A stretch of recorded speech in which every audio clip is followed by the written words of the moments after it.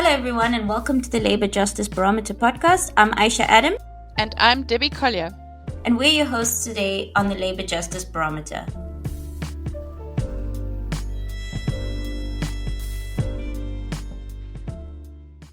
Welcome back to the Labour Justice Barometer and our first episode of 2026. Today we're going to be looking at the year of compliance. It's one thing to have labour laws on paper and quite another to actually see them enforced in practice. So as we begin 2026, we've decided to focus on the issue of non-compliance with basic conditions of employment and health and safety standards, and specifically to focus on the role of the inspector. We also consider the inspectorate practices of inspection blitzes, which ramped up towards the end of 2025, and a heightened focus and renewed energy for conducting inspections to ensure compliance with labour standards. Debbie, welcome back. I hope you had a good holiday period. Hi, Aisha. Thanks so much. Yes, Happy New Year to you. I've had a fabulous break. It's good to take some time off. I hope you've had a good holiday, Aisha. Well, it was definitely a much-needed holiday period. I do wish it was longer, but that's not going to stop us. To jump right into our topic today, has there been a change in the approach to inspections? So, Aisha, I think it's been an incremental change and a change that has long been in the making. Labour inspections or inspections and enforcement are, of course, always a key aspect of the work that government does, the Department of Employment and Labour, and it's a priority program for the department. So for our listeners, we will leave a link in the episode description to the Department of Employment and Labour's recent strategic plan for the next 5 years, 2025 to 2026, up to 2030. And this sets out, among other priorities for the department, the enforcement strategy. And the enforcement strategy falls within the mandate of the Inspection and Enforcement Services. So that's the IES branch. And the IES branch is quite a formidable force. And certainly, in a minute or so, I'll give an overview of the number of inspectors we have. But they have, in the past year, for example, they've reported exceeding their target number of inspections. So although they had committed to a target of just under 300,000 inspections, they exceeded this by almost 10,000 inspections above their target. So this is impressive. And just to give you an indication of the number of inspectors, and it falls well below the ILO, the International Labour Organization's benchmark. So currently we have around 2,200 inspectors, and the ILO sets out a recommended ratio of inspector to workers for a transitional economy such as South Africa. And this is one inspector to 20,000 workers. And if we work with the ILO's benchmark, South Africa should have a total complement of around 3,200 inspectors. So we 1,000 inspectors short. So taking that into account, I think we should really rally behind our inspectors who certainly are working in a constrained context. And then also if we take into account South Africa's geographical spread, but also the vulnerable sectors and vulnerable workers such as farming, domestic, manufacturing sectors, textile industry, as well as workers in other forms of informal work. So I think, and we are likely to see the appointment of additional inspectors, and hopefully this will also improve the efficiency and effectiveness of the IES branch. But certainly we have seen that the inspectors have been very active. One way we can see this is in recent cases that have appeared on SAFLI, and we can leave a link to these. These involve occupational health and safety inspections and enforcement. One of the cases is in commercial diving, which of course carries a high risk and needs to be managed. Occupational health and safety systems need to be managed appropriately. And the other case is in occupational health and safety inspection in the retail sector, involving one of our bigger retailers, relating to occupational health and safety regulations regarding safety equipment or the facilities that must be provided by employers for their employees. In this case, it was seating facilities when adequate for employees working at a cash desk. So that's a very positive, development to see that inspectors do take steps, including, decisions against employers that result in case laws such as these. We're also likely to see further strengthening of the powers of inspectors with recent amendments and proposed amendments to law. So there are, there's a draft occupational health and safety bill that increases the powers of the inspectorate and the power to impose fines on employers for non-compliance. And of course, the recent amendments to the Employment Equity Act and the inspector's powers in that regard. And perhaps a bit later, I can say a bit more about the the indicators for the future work of the inspectorate, which arises out of their recently adopted strategy. But for now, maybe if we can discuss one of the other recent activities, which has been in the media, the inspection blitzes. There's been quite a splash about these. So Aisha, tell our readers about the 2025 blitzes, and what is your view about the blitzes? So I think based on 2025, I would say that the blitzes have had a dual focus. They seem to focus on basic labor law violations whilst simultaneously also focusing on immigration, strong immigration compliance. So when we talk about labor law violations, for any of our listeners that are not aware, these are things like missing contracts, unpaid wages, illegal deductions, and as you mentioned before, health and safety failures, to just name a few. So when it comes to immigration compliance, this would mean, for example, employers hiring undocumented migrant workers, which we've actually seen has become a major theme in the textile manufacturing and construction industry. And again, we will leave links to this for our listeners in our description. But in terms of impact, I would say the blitzes have produced mixed results. On the positive side, they've exposed these chronic violations that would have otherwise remained hidden. We've seen factories and plants shut down on the spot for serious safety breaches.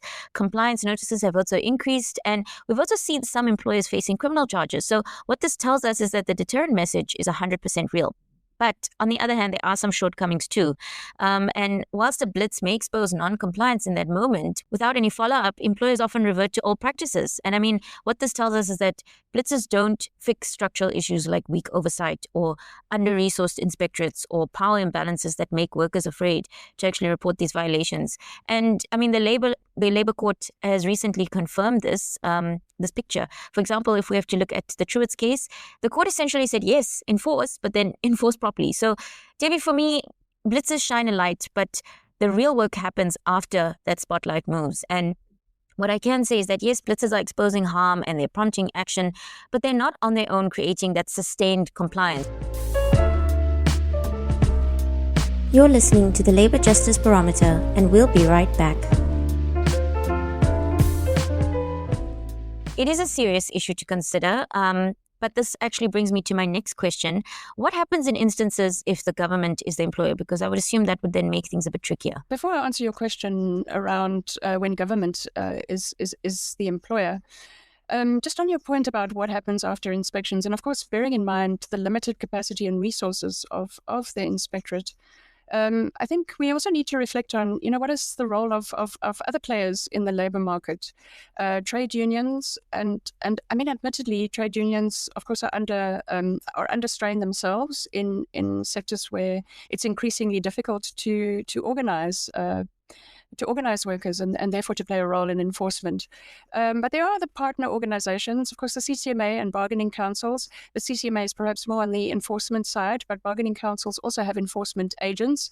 What is the relationship really between the inspectorate and certainly maybe just to pick up on your blitzes, because it is one of the indicators and priorities adopted in the strategy plan for the next 5 years.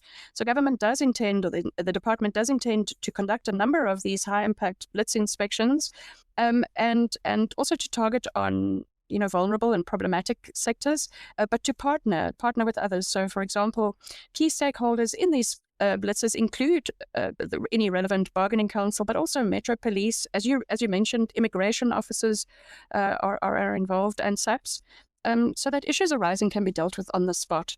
And hopefully those partnerships can improve compliance after the fact. And so we're likely to see there's a commitment to conducting 100 of these blitz inspections over the next 5 years. So perhaps we can tally those up and see how these play out and the broader impact that they have on enforcement and compliance. But they are looking at high-risk sectors such as construction, hospitality. We've already seen blitzes in that sector, trucking, home deliveries, and other informal retail sectors. So that's a very promising development, I would think. But really, to get back to your question about if government is the employer, and I really want to talk about instances rather than being the employer, but where government is a contracting party, where government contracts organizations that are non-compliant. And one such sector is in the private security sector. where government is, in fact, one of the largest customers or clients of private security. And I mean, this has impacts on.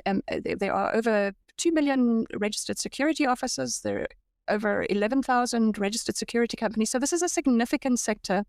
And recently, in the past 5 years or so, we've seen the registration of the National Bargaining Council for the private security sector. And they've recently reported on a study of nearly 500 companies that were flagged by the Special Investigating Unit, the SIU, for issues relating to non-compliance, but also corruption. Yet these organizations are still permitted and still continue to do business with the state. And this has implications for workers in private security and serious consequences for these workers. You know, it impacts on the livelihoods of thousands of security officers who experience delayed wages, missing payments for UIF or fund contributions. So the Bargaining Council funds are not paid over by these organizations. So this is not necessarily government that is behaving in a manner that's unlawful. But they are employing organizations that are non-compliant. So this, is an area certainly for the inspectorate to partner with the Bargaining Council and with other stakeholders to improve compliance. And certainly, governments or the Department of Employment and Labour's indicators and commitments and priorities for the next 5 years do see significant, what they'd like to see is, up to 95% compliance of employers with national minimum wage and basic conditions of employment, as well as, significant improvements in COIDA and occupational health and safety. So hopefully we are on the up and likely to see improvements in terms of enforcement and those organizations that are non-compliant, that issue being resolved. Aisha, maybe keeping an eye on time here, perhaps to come back to our Labour Justice Barometer question to rate the developments of the inspections, but in particular from your side, maybe you want to rate the inspection blitzes on our Labour Justice scale from... First one for the year, Debbie. I think for me, the blitzes sit firmly in the orange zone. And this does not mean that they're a failure. In fact, everything that you've mentioned just shows that they're not a failure. They're far from it, actually. The blitzes have managed to identify dangerous workplaces. They've shut down non-compliant factories. They've exposed exploitation in sectors like textiles and manufacturing. And what they're doing is sending a clear message that the state is present. But I wouldn't say that they're a success or a complete success either. This goes back to what I'd mentioned earlier about this whole idea of sustained compliance, which is inconsistent, and inspector capacities thin, and vulnerable workers, especially undocumented migrant workers, often face the harshest consequences when enforcement combines that labor law with the immigration action. So for me, orange feels right. And what it does, it reinforces that there is progress and there is visibility and there is momentum. But I do think still more needs to be done to push that needle from the orange all the way to the green. Would you agree, Debbie? Asha, I think you're very hard to please. I would say that I'm very excited by the direction and energy of the inspections branch. I think their role has become much more complex in recent years in terms of non-standard forms of work and the ability to detect non-compliance has become more complex. But I think they've embraced, the nuances. They've embraced the idea of specializing and professionalizing the inspectorate and of tapping into technologies and forging key relationships. I think they've committed to digital transformation. That's generally across the department, but specifically in terms of what digital tools can do for detection and inspections. I think they've embraced the idea of collaborative partnerships and I look forward to seeing how their commitments in terms of improving and increasing enforcement and improving levels of compliance, I look forward to seeing how that plays out in the next 5 years. I think it'll be very interesting to monitor as we go ahead, especially in 2026. But Debbie, thank you for this really important conversation. What inspections and enforcement tell us is, sometimes they feel very technical, but at their core, they are about dignity, safety, and fairness for workers, especially those who often have the least power to speak up. So to our listeners, we will leave all the info in our description that Debbie and I had mentioned today. I'm Debbie. I look forward to chatting to you in the next one. Thanks, Aisha, and thanks for an interesting conversation. Take care. This podcast is not intended to constitute legal advice.